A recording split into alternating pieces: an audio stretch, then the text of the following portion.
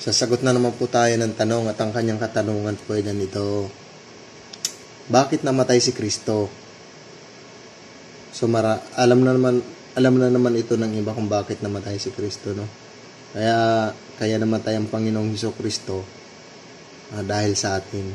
Namatay si Kristo nang dahil sa atin. Alam naman po yun ng marami, pero basahin pa rin ho natin doon sa Roma 5 verse 8. Ganito ang nakasulat. Datapwat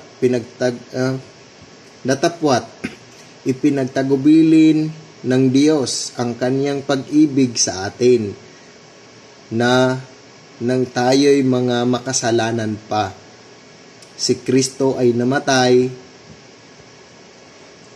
Bakit siya namatay? Nang dahil sa atin. Kaya namatay ang Panginoong Hesus o namatay si Kristo nang dahil sa atin. Yun ang sagot. Bakit namatay si Kristo?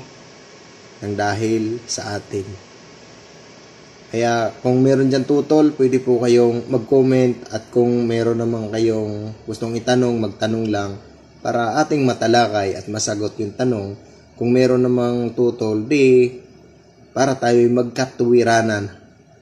So hanggang dito na lang. Bye-bye.